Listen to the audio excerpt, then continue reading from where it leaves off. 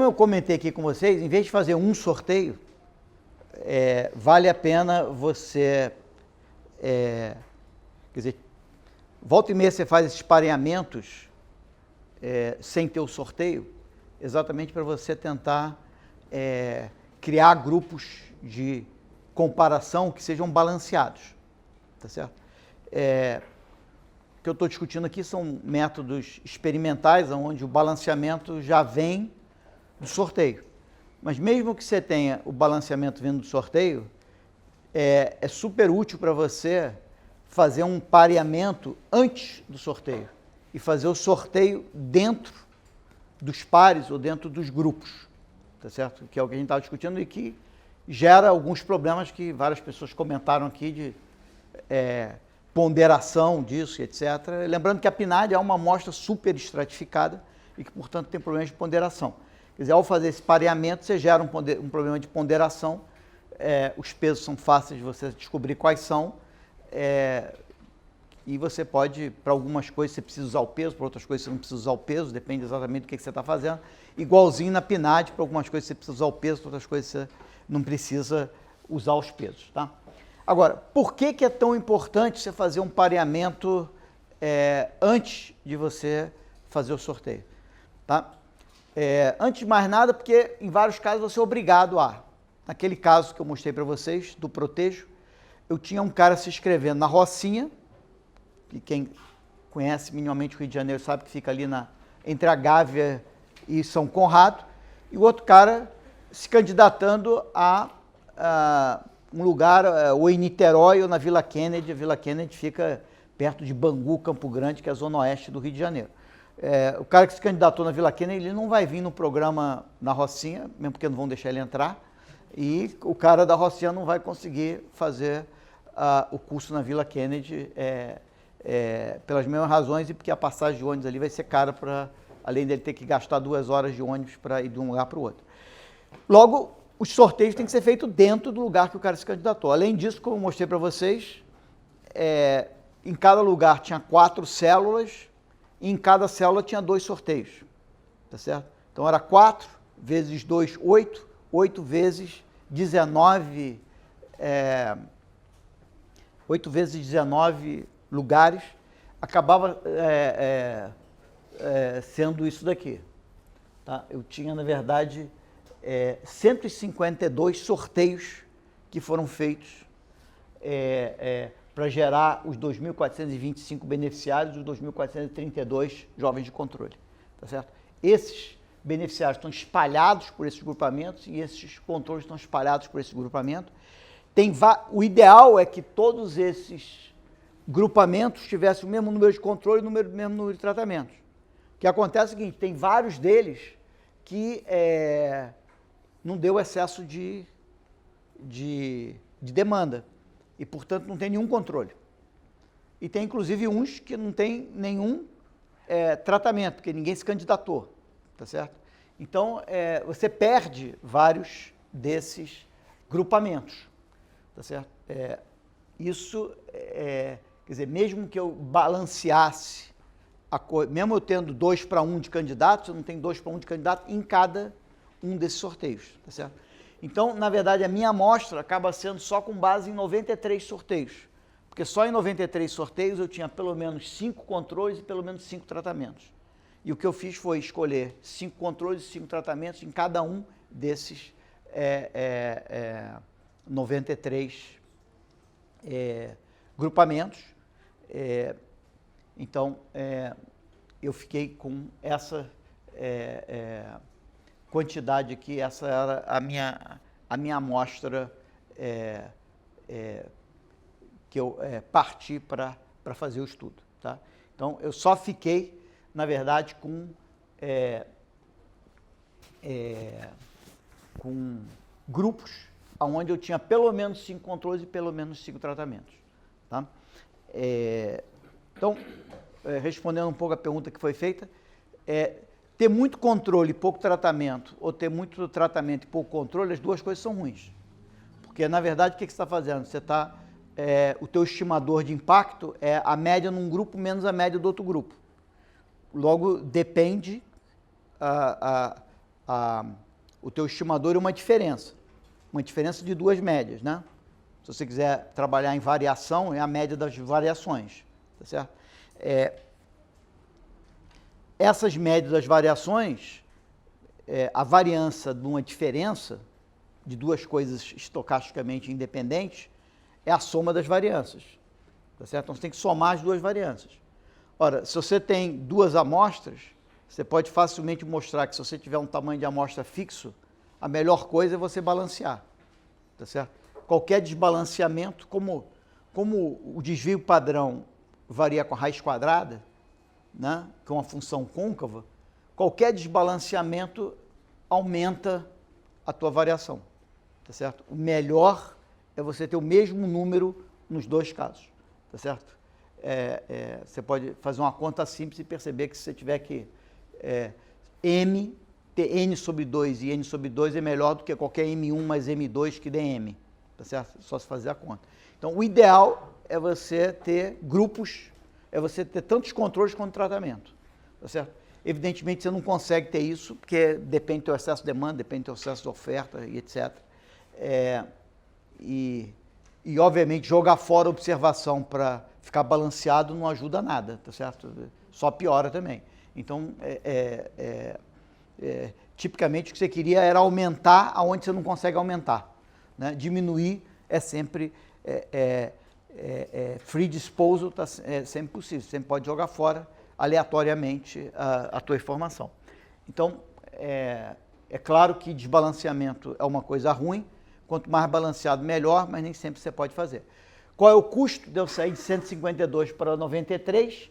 Esses 93, dentro de cada um eu tive um sorteio e, portanto, validade interna perfeita. Validade externa é aquilo que eu falei, já perdi, eu não sou nem representativo desses caras aqui, tá certo?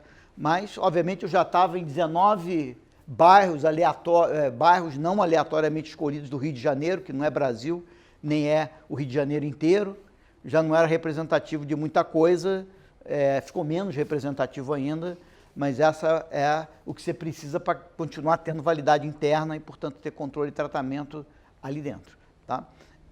Depois você pode tentar fazer alguma coisa para ganhar validade externa, mas se você quiser validade externa e avaliação experimental são quase que antônimos. Ninguém consegue...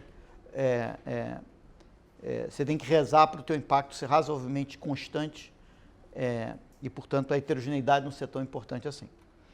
Aí eu queria falar para vocês rapidamente aqui também daquele trabalho que eu estava falando para vocês das creches, onde eu tinha em 2008 12 mil vagas e eu tive 25 mil candidatos para essas 12 mil vagas, ou seja, eu tinha uma razão de 2 para 1, tá certo? Só tem que esses 2 para 1 estavam, na verdade, espalhados por mais de 100 creches na cidade do Rio de Janeiro. Então, mostrar aqui rapidamente para vocês, deixa eu mostrar aqui como é que esse sorteio foi feito, tá certo? Esse era um negócio que dá um trabalho fazer esse sorteio, tá? Mas a vantagem disso é que a gente está até hoje seguindo essas crianças, desde 2007 até agora, e você consegue avaliar o impacto com uma coisa experimental, tá? Então, isso aqui era o que a gente fazia publicamente, quer dizer, isso aqui se reunia todo mundo, vamos dizer, isso aqui, a CRE vamos dizer, as regionais educacionais da cidade do Rio de Janeiro, 10 regionais educacionais. A gente fazia esses sorteios em cada uma das regionais, sentava lá na regional, sorteava todos os alunos de todas as creches daquela regional, com um monte de gente das creches, de pais e etc. Tá? Então, o sistema era esse, você escolhia a CRE que você estava, né, a regional que você estava, você escolhia a creche, aqui eu escolhi a Seninha, e cada creche ela tem 4 turmas, tá certo? Que também não adianta você querer sortear as crianças, porque uma criança tem 1 ano de idade, a outra tem 3. Não adianta você dizer você sim, você não, porque uma pertence a uma turma, outra pertence a outra turma. Se não tem vaga nessa turma, não adianta sortear. Então, eu tenho que fazer, dentro de cada creche, 4 sorteios. Porque se o cara tem 3 anos, ele tem que ser sorteado para uma turma de maternal 2. Se ele tem 2 anos, ele tem que ser sorteado para uma turma de maternal 1. Tá certo? Se ele está entre 0 e não tem nenhum ano, aí ele vai para o berçário 1. Tá? Então, aqui você tem o seguinte, o total de inscritos, eu tive 34 que se candidataram, na verdade, para o berçário 1, 60 para o berçário 2, só tem que no berçário 2 eu tinha 0 vagas. Então, esses 60 candidatos, mas 0 vagas. Então, não teve sorteio porque não tinha vaga. Tá certo? Aqui eu tinha 34 candidatos e 21 vagas. Teve um sorteio. Tá? Quando eu já tinha feito sorteio, marcava aqui, porque o sistema travava uma vez que tinha um sorteio e bloqueava para ninguém ficar sorteando em cima do sorteio que já tinha sido realizado. Então, esse sorteio eu não podia fazer. Eu estava numa situação que eu podia fazer o sorteio do berçário 2, mas não tinha vaga, eu não ia fazer o sorteio. Logo, eu estava, na verdade, nesse caso aqui, que é o maternal 1, que é as crianças de 2 a 3 anos, onde eu tinha 57 inscritos. Isso aqui era só para... Tinha um critério aqui de vulnerabilidade. Se a criança claramente não fosse vulnerável, ela entrava aqui e entrava para o fim da fila. Tá? Então, todas aqui, obviamente, sabiam quais eram os critérios, todo mundo se declarou vulnerável de alguma maneira. E esse critério era bem amplo, quer dizer, era um critério tipo ou isso, ou isso, ou isso, ou isso. Então, todo mundo tinha algum tipo de vulnerabilidade. Mas eu tinha 13 vagas. Então, eu tinha que sortear essas 57 crianças para essas 13 vagas. O que o sistema fazia? O sistema, primeiro, ele partia para isso aqui, onde você tinha a lista dos inscritos. Aqui estão todos os inscritos, obviamente que você podia rolar isso, puxando isso daqui, e ia aparecer o nome de todas as crianças. Então, todo mundo podia ver se tinha se inscrito, mas não aparecia no sorteio. Tá certo? Então, você podia rolar isso. Aqui eu estou em PowerPoint, eu não consigo rolar, mas se tivesse com o sistema aqui na mão, você podia descer aqui, você ia ver tudo. Certo? Bom, o passo seguinte, que é o sorteio, o que a gente vai fazer? Eu sei que eu tenho 50 e tantos caras aqui, não era? Sei lá. 57. E eu sei que eu tenho 13 vagas. O que eu vou fazer aqui é sortear, sem reposição, 57 números. Eu vou atribuir a cada criança dessa um número entre 1 e 57. E tem uma tecla aqui, sorteio. O que a gente fazia, você aperta a tecla sorteio, aparece aqui números aleatórios. Aí fala, isso aí é embromação. Tá bom, então pegava uma criancinha, vai lá na frente, aperta quantas vezes você quiser, vai ver que os números vão ficar misturando, tá certo? Então os caras ficavam testando aqui para ver que isso aqui era um negócio sério, que ficava testando aqui até aparecer que esse cara aqui era o número 1, sei lá. O que vai acontecer aqui? Quem tiver de 1 a 13 vai entrar. Quem tiver 14 em diante não vai entrar, tá certo? Então o cara clicava aqui até ele sentir que a coisa era honesta, ou parecia honesta, tá certo? E lembrando que sempre parece honesto, porque número aleatório é aquela coisa. Ninguém sabe gerar um número aleatório, a gente gera pseudo-números aleatórios. Então, isso aqui são pseudo-números aleatórios e tal. Tinha um protocolo para o TCU, TCE lá, certificar de que isso era honesto, blá, blá, blá, blá. Mas, no final da história, todo mundo ficava cansado, falando assim, aperta uma vez e tá ok. Então, que aí a ideia é o seguinte, a gente vai combinar quantas vezes você aperta, se apertar 3 vezes, você para na terceira, tá certo? Porque senão vai ficar apertando aqui até aparecer uma coisa aqui, aí você não sorteio, né? Então, ok, você pode escolher quantas vezes você vai apertar, todo mundo escolheu sempre um, racionalmente. Apertou uma vez, o que deu? Dá isso aqui. O que deu aqui? Deu que o Felipe é o primeiro da fila. E o primeiro que não entra é a Ana Luísa. Tá certo? Então, o próximo passo era separar isso em 2 grupos, dessa maneira que está aqui. Felipe é o primeiro, Ana Luísa é a 14ª que está aqui. Isso aqui era a nossa lista de espera, isso aqui eram os nossos selecionados. O que a gente tem seguido ao longo do tempo são essas crianças e, digamos, as 13 últimas dessa lista de espera. A gente, obviamente, escolheu as 13 últimas, porque isso aqui é aleatório, e essas aqui tinham grande chance de virem parar para cá se tivesse vaga, certo? Então a gente escolheu o final da lista e etc. Mas nota que, na verdade, você pode usar na tua avaliação de impacto a ordem com que isso aqui foi escolhido, porque a ordem é aleatória, não é só o sim, não, mas o número é aleatório, o número dele na fila de espera é aleatório, então pode ser usado como uma variável instrumental, qualquer coisa que você queira fazer. Bom, feito isso, a gente tinha controle de tratamento. A gente fez uma linha de base e mediu a renda per capita deles. Olha a distribuição da renda per capita nos beneficiários e na lista de espera. Impressionantemente em cima uma da outra, tá certo? Obviamente, se eu quisesse fazer isso, eu podia fazer com um matching a posteriori. Eu podia falar, escolhe da maneira que você quiser, eu não preciso de sorteio para fazer isso. Escolhe da maneira que você quiser, eu escolho, me dá a tua distribuição de renda no grupo de tratamento, eu vou no grupo, quem não está na creche, arranjo uma distribuição exatamente igual a essa, tá certo? A questão é que você consegue isso pelo sorteio. Isso quer te dizer o seguinte: se você consegue isso para a distribuição de renda, você deve conseguir isso para várias outras variáveis.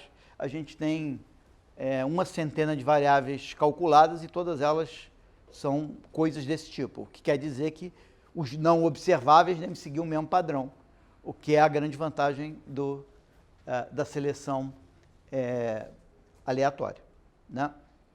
Agora, então, você percebe o seguinte: aqui eu não mostrei para vocês, mas na verdade aqui eu tenho,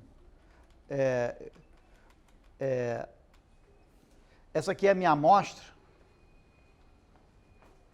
ela está em 209 sorteios, tá? Então, na verdade, cada vez que você estima isso, você tem que fazer a estimação você tem que ter uma estimativa para cada um dos 209 células, e depois você vai fazer uma média disso. Você pode fazer ponderado, não ponderado, como você achar melhor, tá? Então, a minha amostra está espalhada por 209 sorteios que foram feitos. Mas esses sorteios são 209 porque eu fui obrigado, porque são várias creches e vários grupamentos, aqueles 4 grupamentos de cada creche. Então, na verdade, são 400 grupamentos potencial, mas que, na verdade, só existiram 200, tá certo? Bom, mas tem horas, e aqui os meus grupamentos, eu fui obrigado a fazer 209 experimentos, tá? Mas tem vários casos em que você não precisa fazer grupamentos e você faz grupamentos de qualquer maneira, tá certo? Qual é a vantagem de você fazer o grupamento, mesmo quando você não é obrigado a fazer o grupamento? Tá certo? O cara fala assim: não, você pode fazer um único sorteio. Você fala assim: não, mas eu não quero fazer um sorteio. Eu vou parear aqui, vou criar parezinhos, né? Que a posteriori vai ser controle de tratamento, mas que a priori eu não sei. Eu vou parear eles e, idealmente, se alguém me der um conjunto de pessoas que falam assim, faz o sorteio, eu falo assim: não, eu vou parear, né? E depois eu vou sortear dentro de cada par desse um controle de tratamento. Qual é a vantagem disso? Tá certo?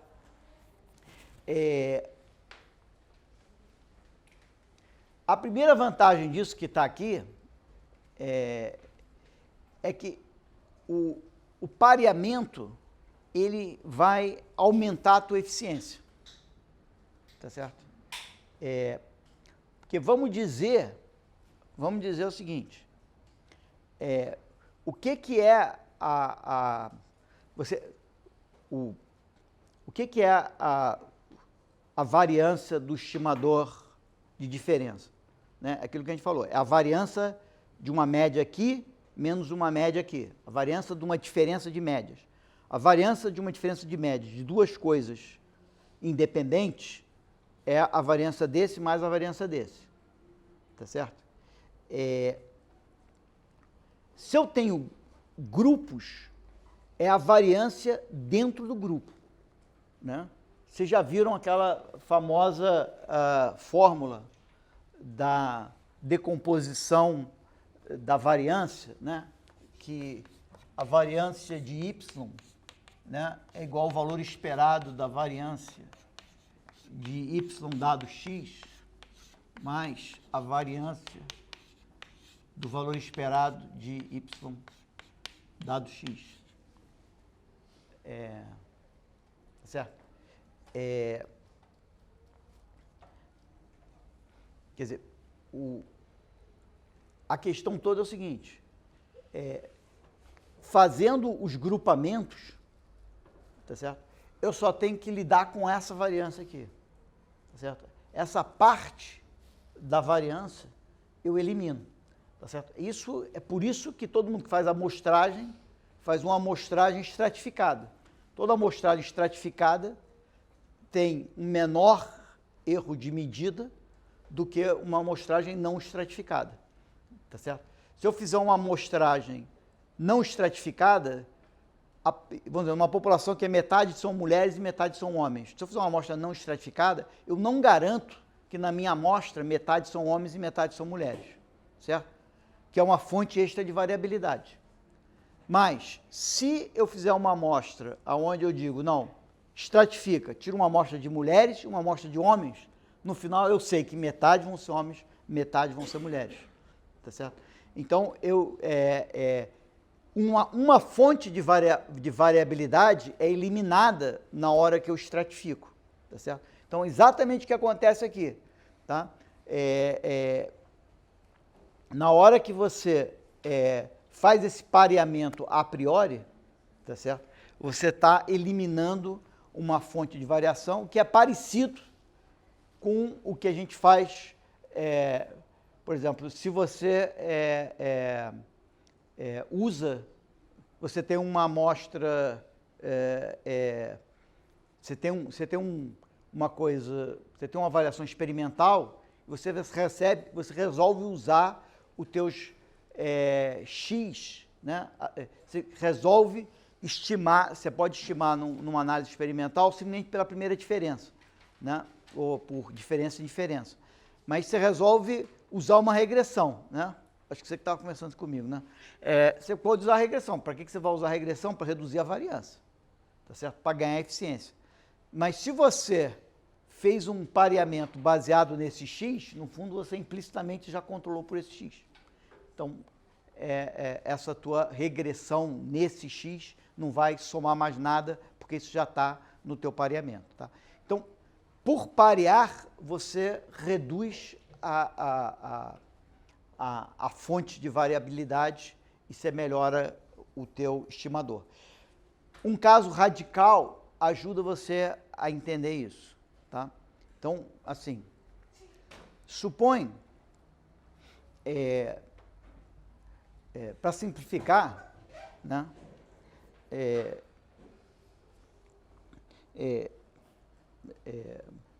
supõe que eu tenho pessoas de dois tipos, tipo A e tipo B, tá certo? Todas as pessoas do tipo A são exatamente iguais e todas as pessoas do tipo B são exatamente iguais, tá certo? O que acontece? Se eu sortear aleatoriamente o tratamento e o controle, tá certo? A média do tratamento e a média do controle, tá certo? Elas vão ser diferentes por duas razões. Quem diz por quê? Tá? Entenderam a ideia? Eu tenho pessoa do tipo A, pessoa do tipo B, né? Eu peguei, botei todo mundo junto, escolhi por sorteio quem vai para cá, quem vai para cá, dei o programa para um grupo e um programa para o outro. Por que essa média aqui vai ser diferente dessa média aqui? Quem chuta? Tem duas razões por que essa média seria diferente dessa média. Obviamente, é por causa do programa. Mas qualquer diferença entre esse grupo e esse grupo é devido ao programa? O que pode dar diferente? O quê? Os grupos já eram intrinsecamente diferentes no começo. Como é que você dividiu os grupos? Aleatoriamente. Mas eu tenho uma amostra... A interação entre os pessoas? Não, a porcentagem de A e B. Se eu fizer um único sorteio, tá certo? Se eu fizer um único sorteio, a diferença entre a média num grupo menos a média no outro grupo, vai ser igual ao meu impacto mais a diferença na proporção de Bs em 1 menos a proporção de Bs em 2, vezes 1. Não sei o quanto que pertenceu ao grupo B, né, afeta esse resultado. Mas eu falei, olha, o grupo A e B tem resultados diferentes, tá certo? O que acontece? Na hora que eu pego o meu conjunto e seleciono metade para cá e metade para cá, mesmo que A e B sejam meio a meio na população, nessas minhas duas amostras não vão ser meio a meio. Vai ter uma flutuação, tá certo? Essa flutuação vai somar aqui e eu vou ter que separar isso entre isso e isso, tá certo? Na verdade, o que vai ser a variabilidade disso? Isso aqui só vai ter variabilidade, se isso aqui é constante, vamos dizer que o impacto é igual para todo mundo, isso aqui é uma constante. Essa diferença, cada vez que eu fizer um sorteio, essa diferença vai ser diferente, por quê? Porque a diferença entre a proporção de pessoas do grupo B no tratamento e a quantidade de pessoas do grupo B no controle vão ser diferentes, tá certo? Cada vez que eu faço a média no tratamento e no controle, vamos dizer que o impacto seja 10. A diferença vai dar o quê? 10 mais ou menos alguma coisa. O que é esse mais ou menos alguma coisa? É o fato que, na hora que eu fiz aquele sorteio, por acaso deu mais B do lado de cá, menos B do lado de cá. Deu mais B, menos B do lado de cá, blá, blá. Tá certo? Se eu observo essa variável, é aquela coisa, eu faço uma regressão a posteriori que corrige por isso. Tá certo? Mas eu vou ter que fazer uma regressão a posteriori que corrige por isso, vou perder um grau de liberdade por causa desse alfa, etc. Tá? Mas o que se eu fizer o seguinte? Se eu pegar os A's e botar de um lado, e pegar os B's e botar do outro lado, e fizer o sorteio dentro dos A's e o sorteio dentro dos B's, o que vai acontecer? Eu vou, na hora que eu calculo a diferença entre os A's, na hora que eu faço essa diferença entre os A's, eu tenho exatamente delta, tá certo? E se eu fizer essa diferença entre os B's, eu vou ter exatamente delta. Então, nos dois grupos, eu vou encontrar exatamente delta sem variabilidade nenhuma. Porque todo mundo ali dentro, por definição, era igual, lembra? E a única diferença que existe entre eles é que um recebeu o programa, outro recebeu o programa. E pelo que a gente chegou à conclusão de que o impacto do programa é fixo. Logo, eu vou obter uns certos valores num e no outro grupo os mesmos valores mais delta. Então, isso vai eliminar parte da minha variabilidade em geral e, portanto, vai reduzir a minha variância. Tá? Então, para que eu faço um pareamento a priori? Parte porque eu sou obrigado, parte porque está a meu favor fazer isso. Tá certo? Por que alguém vai te dar um conjunto de escolas, você vai pegar todas aquelas escolas, jogar num pote e sortear? Você fala, peraí, vou fazer isso, vou pegar as que são menorzinhas, juntar num grupo, as que são maiorzinhas, juntar no grupo, sortear ali dentro daqueles grupos, tá certo? E aí eu garanto que todos esses grupos estão balanceados no meu sorteio, tá certo? Ou seja, eu já saio do meu sorteio com um conjunto de variáveis X, que eu não preciso fazer aquele teste se elas são balanceadas, eu já sei que elas são balanceadas, tá certo? Porque eu já balanceei a priori, tá? Bom, pode facilitar um pouco você avaliar a heterogeneidade do impacto, tá? Porque você tem esses vários grupos, você tipicamente separa naqueles que você acha que o impacto vai ser diferente dos outros, né? Mas isso vai depender do teu tamanho da tua amostra. O mais importante para isso é o atrito, tá certo? O inimigo mortal, o grande inimigo da avaliação de impacto experimental é o atrito. Não existe nenhuma solução para o atrito que não seja você abrir mão do desenho experimental. Um desenho experimental com atrito é um desenho não experimental, basicamente isso. Ou seja, o atrito, ele destruiu o sorteio. Se você tinha um sorteio, veio um atrito. a menos que o atrito seja por razões desconhecidas, aleatório, mas aí, se o atrito é aleatório, eu também posso pegar e dizer que os beneficiários são aleatórios também, certo? Então,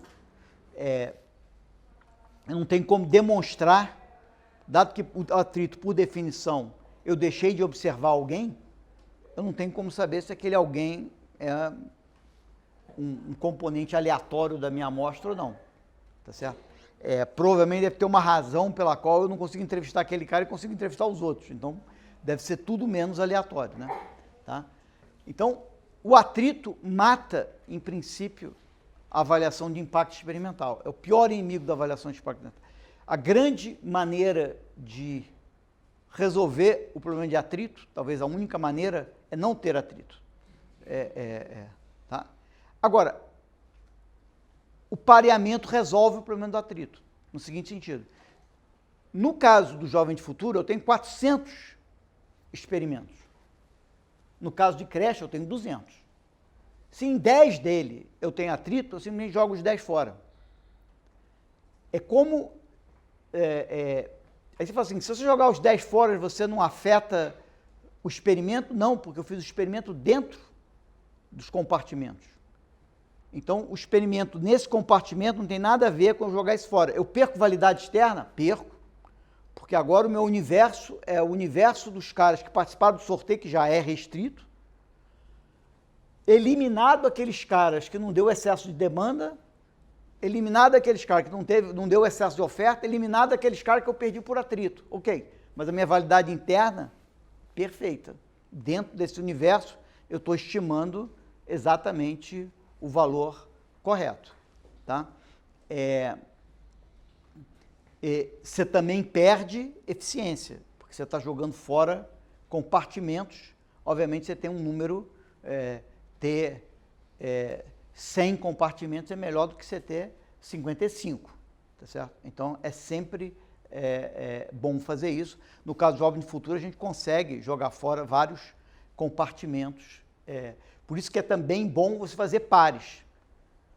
Porque quando você faz pares, você tem um número grande de compartimentos, e se um cara não for observado, você só está perdendo um outro observado, né? Tá certo? Porque em geral, no atrito, um dos caras é não observado. Se os dois não forem observados, você já não tinha o par mesmo, né?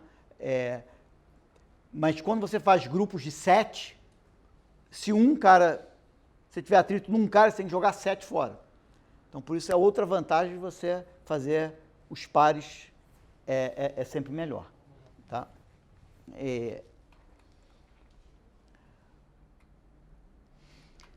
Deixa eu só mostrar para vocês aqui rapidamente, que eu acho que é alguma coisa que, às vezes,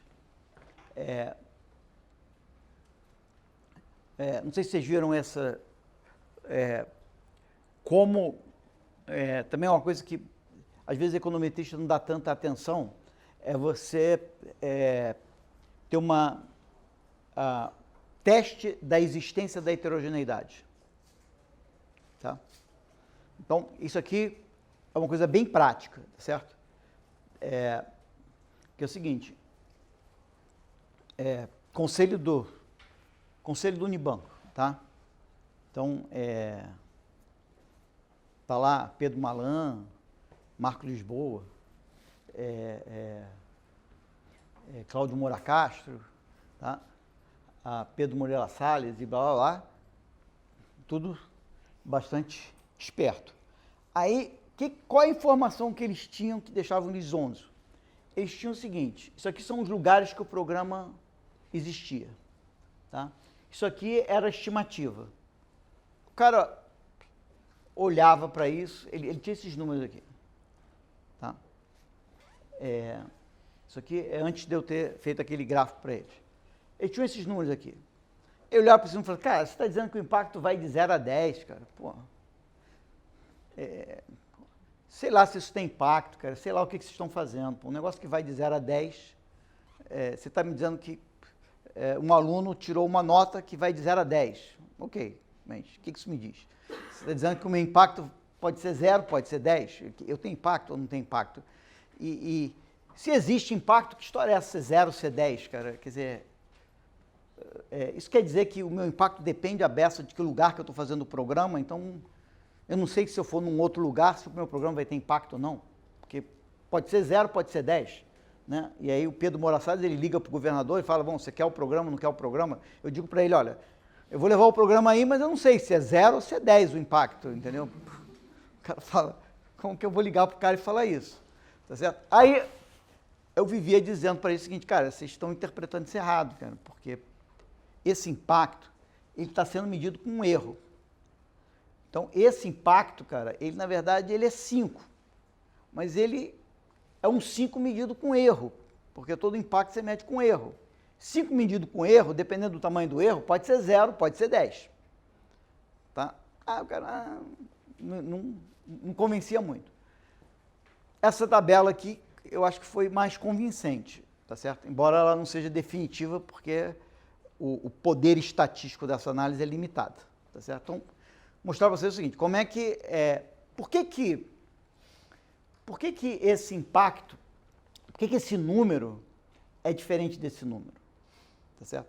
Tem duas razões para esses números serem diferentes, tem duas razões. Uma razão é simplesmente o seguinte, se eu medir a mesma coisa várias vezes, eu vou, se eu medir várias mesas,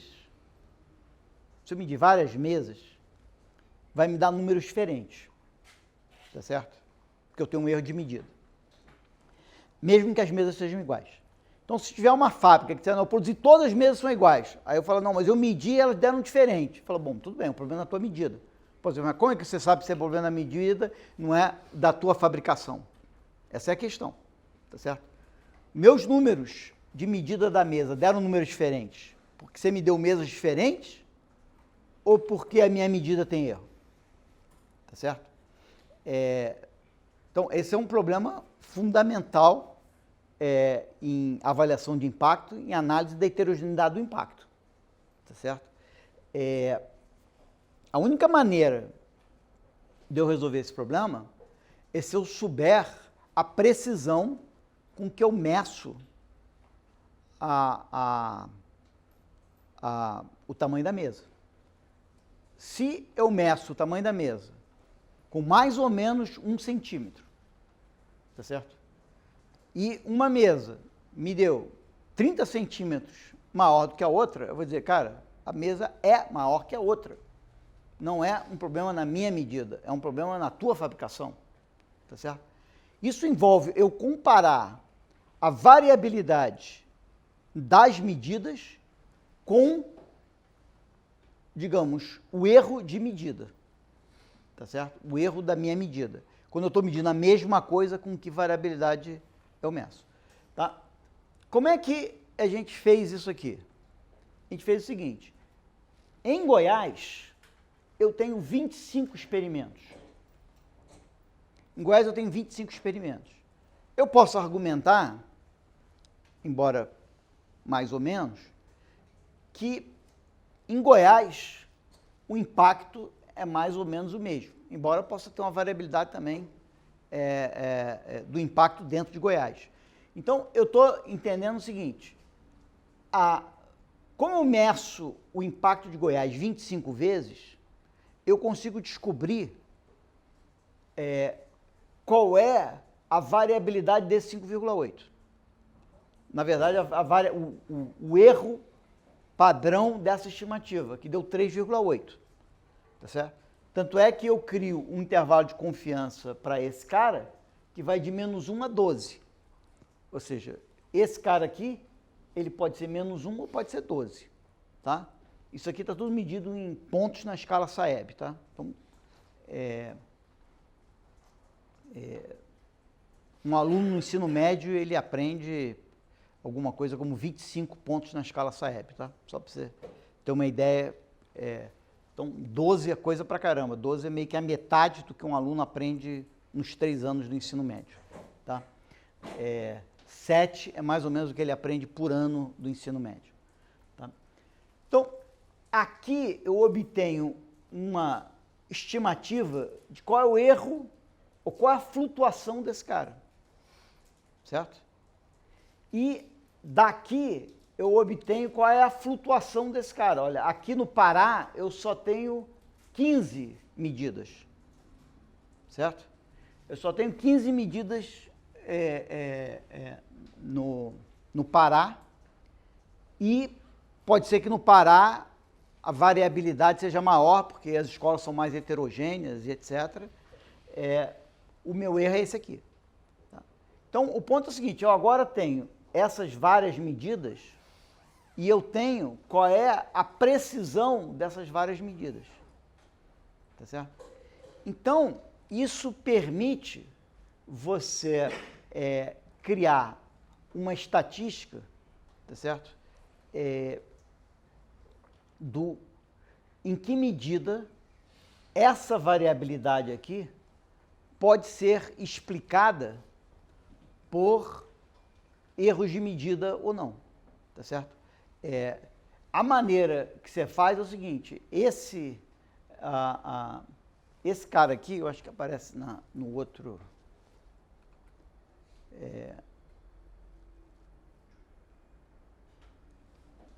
acho que aqui fica claro o seguinte, tá vendo aqui? No Pará eu medi 10, tá? Isso aqui é a minha média global de tudo. Eu estou dizendo para o conselho do Unibanco. O impacto é 5. Cara, 5 nada, é 0, é 10, é qualquer coisa. Estou dizendo, não, calma, vou te mostrar que é 5. Olha só, tá vendo esse 10? A diferença entre 10 e 4,6 é 5,6, ok? Ok. Mas qual é o erro de medida nesse 10? 4,7. Tá certo? Então, pô, se eu estou com uma coisa com erro de 4,7, o erro padrão é 4,7, o intervalo de confiança é 4,7, é mais ou menos 2 vezes isso. Então, sei lá, ou pelo menos 1,5 vezes esse negócio. Tá certo? Então, é mais ou menos 7. Então, pô, eu tenho uma diferença de 5,6, não é significativo. Tá certo? Então, você vem aqui e calcula esse cara dividido por esse cara ao quadrado é esse cara aqui. Você está criando aqui uma Q quadrada. Ou seja, esse cara menos esse cara dividido por esse cara, você bota aqui, isso aqui vai ser como se fosse uma Q quadrada com 1 grau de liberdade. Tá? Só tem que eu fiz isso aqui uma vez, né? Se eu só tivesse feito isso uma vez, ficava muito difícil de saber. Aí você faz isso todas as vezes. Para cada um desses, você pega a diferença daqui para cá, divide por isso, eleva ao quadrado e põe aqui. Tá? Isso aqui, se isso aqui está perto de 1, quer dizer que essa distância daqui para cá é igual ao teu desvio padrão, é o que você devia esperar. Ou seja, essa distância aqui ao quadrado, o valor esperado dela, tá certo? É o quadrado disso aqui que é a variância. Tá certo? Então, essa distância daqui ao quadrado, em média, tem que ser igual a isso. Logo, você pega essa distância aqui ao quadrado, divide por isso, ao quadrado, bota aqui. Isso aqui devia estar perto de 1. Isso aqui perto de 1 quer dizer o seguinte, cara, essa diferença aqui é erro de medida. Tá certo? Se eu pegar aquilo que eu estava falando para vocês, 30 centímetros e dividisse pelo 1 centímetro, que é a precisão, ia dar 30. Né? E você percebe aqui que quando eu pego São Paulo, olha o que acontece, esse 0, ele tem precisão 2. Cara, um 0 com precisão 2 é estatisticamente diferente de 4,6, concorda? Se eu medir 0 e disser que a tua precisão é 2, e te disser que, não, eu estou medindo um negócio que mede 5, só tem que dar o 0, e a precisão é 2, você fala, não, peraí, não dá. Por quê? Porque essa diferença aqui é 4,3, dividido por 2,1 vai dar 2, ao quadrado vai dar 3,9. Isso aqui não é 1, tá certo? Mas, obviamente, que eu posso ter dado azar aqui, né? Por isso que eu fiz a conta para cada uma dessas coisas. Fazendo uma vez só, poder estatístico é muito baixo. Você soma tudo isso, você tem isso aqui que é uma Q quadrado, que é conhecido como Cochrane Q. É uma medida de heterogeneidade. Tá? A distribuição disso é uma Q quadrada, não com... você perde 1 grau de liberdade. Aqui eu tenho 3, eu tenho 8 lugares, não 7. 7. Então, isso aqui, isso aí, essa variável, aquela soma ali, tá certo? Porque você divide aquilo tudo devia ser 1. Somar tudo 1, devia dar 7. Só tem como você estar subtraindo de uma média global, você perde 1 grau de liberdade, vira 6. Então aquilo é uma Q quadrada com 6 graus de liberdade, a média de uma Q quadrada com 6 graus de liberdade é 6. Tá certo? Então você tem que pegar aquele número e jogar aqui nessa distribuição e ver se aquilo a variabilidade esperada é isso aqui, tá? A média. Se der para cá, você está abaixo da variabilidade esperada. Se der para cá, você está acima da variabilidade esperada. Mas, obviamente, evidência de heterogeneidade é se você estiver nessa cauda aqui, tá certo? O número dá 8, tá certo? Lembra, o número da tabela dá lá 8,3. Tá? Então, esse 8,3 me põe meio que nesse ponto aqui da tabela, um pouco desconfortável, porque ele está acima dessa média, embora não esteja tanto para cá, tá certo?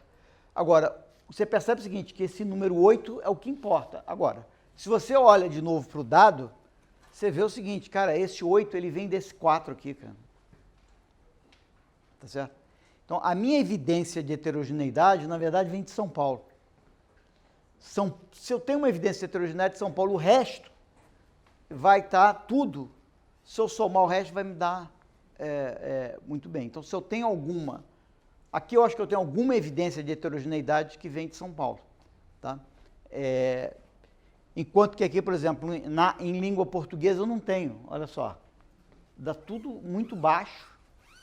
Apesar dos números aqui irem de 10 a 2, esse 10 a 2 é a variabilidade de medida, tá certo? Esses impactos são medidos com erro, tá? Então, isso aqui está te mostrando o seguinte, a variabilidade do impacto não quer dizer, a variabilidade das estimativas de impacto não quer dizer que o impacto seja heterogêneo.